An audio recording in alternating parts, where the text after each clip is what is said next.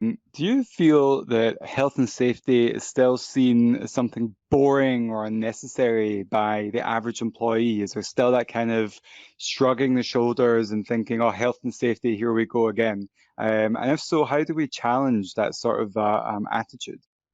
Mm. That's a good question, and I guess it probably has two answers. I don't feel that health and safety is boring. I think it's the coolest, most interesting, and most challenging job that I've ever had, and I love being part of the global community of health and safety professionals. Do employees think that health and safety may be dull or disinteresting? Yeah, perhaps. I think there's been a lot of negative stigma around health and safety over recent years. And that's changing now, thankfully, as practitioners are becoming more courageous and standing up and talking about how health and safety adds value to the bottom line of the organization. But there is still that negative perception. And maybe an illustration of that is to share a story. I was out for dinner a few weeks ago with a group of people. There were about 20 of us sitting around a table. And the chap next to me turns to me and says, "What do you do for a living?" And I said, "I work in health and safety." And he looked at me and there was this kind of pregnant pause for a few moments. And then he said, "Yeah, it's been raining a lot recently, hasn't it?"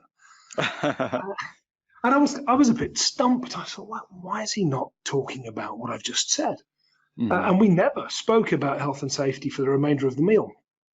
A couple of nights later, I was at another dinner event, and the lady next to me said, "What do you do for a living?" So this time I thought I'd try a little experiment. So I said, "I work in human dynamics." And she said, "Wow, that sounds really cool. What's that?"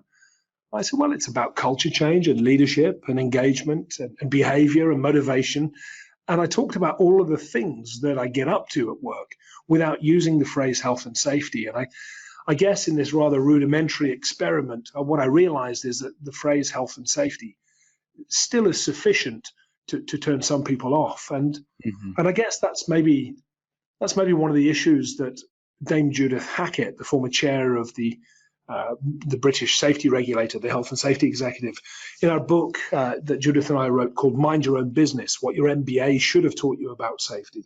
We were trying to tackle this stigma and saying, look, it doesn't really matter what we call it. It's the activity that we do that's important. So whether we call it health and safety or organizational risk or human dynamics or anything else in between is really irrelevant. And maybe that's the lesson for IOSH practitioners, that they might do well to think about what the right language is for them as an individual and for them as an organization. How do they communicate the work that they do in a way that doesn't turn people off, in a way that feels resonant with the rest of the language of the organization?